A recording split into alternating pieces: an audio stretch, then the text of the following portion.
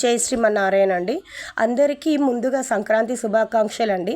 అందరూ ఏ విధంగా సంక్రాంతి సెలబ్రేషన్ చేసుకుంటున్నారు, చాలా జాగ్రత్తగా ఉండాలండి. ఎందుకంటే సంక్రాంతి వచ్చిందంటే ఫస్ట్ మనకు హ్యాపీనెస్తో పాటు సాడ్నెస్ కూడా అనిపిస్తుంది. ఎందుకంటే రోడ్డు మీద ఎక్కడ పడితే అక్కడ మనకు చైనా మాంజా అని చెప్పి ఇప్పుడు అందరూ అదే యూజ్ చేస్తున్నారు. వెహికల్స్ మీద వెళ్ళేటప్పుడు, అలాగే మనం నడుచుకుంటూ వెళ్ళేటప్పుడు కూడా చైనా మాంజాలు అనేది మనకు తగలడం జరుగుతుంది. సో జాగ్రత్తగా వెళ్ళండి అండ్ సేఫ్గా వెళ్ళి సేఫ్గా ఇంటికి రావాలి. ఇంకోటి ఏంటంటే ఇక్కడ మేము ఇది భోగినాటి వ్లాగ్ అండి. భోగినాడు నేను మా ఇంట్లో మా పిల్లలకి ఏ విధంగా భోగి పండ్లు పోస్తున్నాను అనేది నేను మీకు వీడియో రూపకంలో చూపిస్తున్నానండి.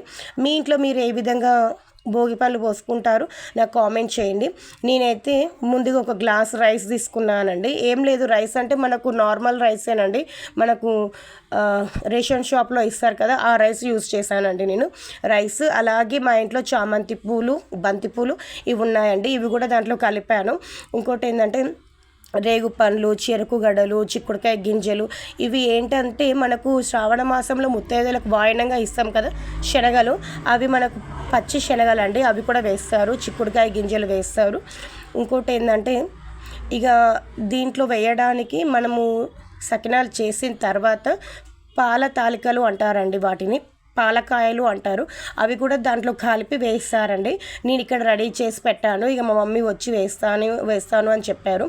సో ఇక్కడ మా మమ్మీ వచ్చి వేస్తున్నారండి. ఇవేనండి సకినాల పిండి మొత్తం అయిపోయిన తర్వాత లాస్ట్కి ఒక వాయలో ఇవి రెడీ చేశారనమాట. ఇవి కూడా మనం ఇంట్లో చిన్నపిల్లలకి భోగి పళ్ళ రూపకంలో పోస్తామండి.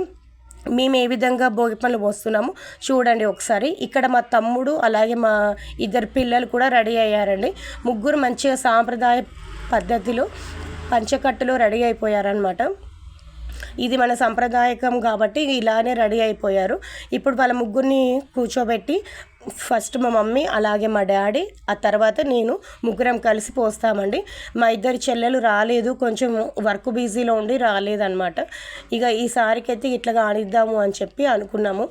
ముందుగా ముగ్గురు పిల్లలకైతే బొట్లు పెట్టి ఆ తర్వాత సకినాలు వాళ్ళ ముందట పెట్టారండి మా మమ్మీ.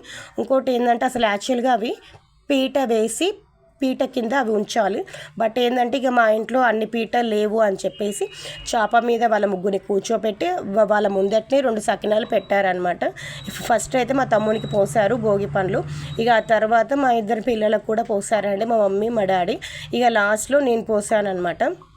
మీరు ఏ విధంగా భోగి పళ్ళు పోసుకుంటారు మీ పిల్లలకి అనేది నాకు కామెంట్లో మెన్షన్ చేయండి.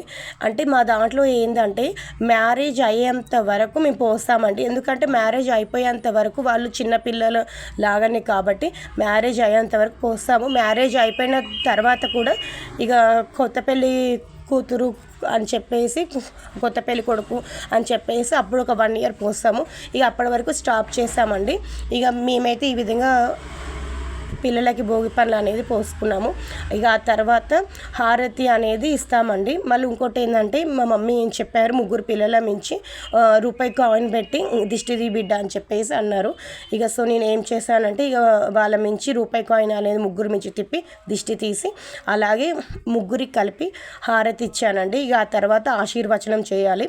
ఇక మా మమ్మీ వాళ్ళు ఇప్పుడు ఆశీర్వచనం అనేది పక్కన పెట్టేస్తే నాకు మా ఇద్దరు పిల్లలకైతే భోగి పండ్లు పోసి ఆ తర్వాత మాకు బట్టలు పెట్టడం జరిగింది. మా హస్బెండ్ అయితే రాలేదు. ఇక ఇప్పుడైతే ఆశీర్వచనం అండి. ఫస్ట్ మా తమ్ముడు వెళ్ళి మా మమ్మీకి మా డాడీకి అయితే పాదాలకు నమస్కరిస్తారు. ఇక ఆ తర్వాత మా ఇద్దరు పిల్లలు, నేను ఆల్రెడీ ఇంతకుముందు చూపించాను కదా వీడియోలో, ఆ వీడియోలోనే నేను వాళ్ళకి నమస్కారం చేశానండి. మా దాంట్లో ఏంటంటే ఫస్ట్ పెద్దల ఆశీర్వచనం అనేది మనకు చాలా ముఖ్యం అన్నమాట. సో ఇక ఈ విధంగా ఈరోజు భోగి పండ్లు కార్యక్రమం అనేది కంప్లీట్ అయిపోయిందండి. ఐ హోప్ మీకు ఈ వీడియో నచ్చింది అనుకుంటున్నాను. ఒకవేళ నచ్చితే please like, share, subscribe. Thanks for watching.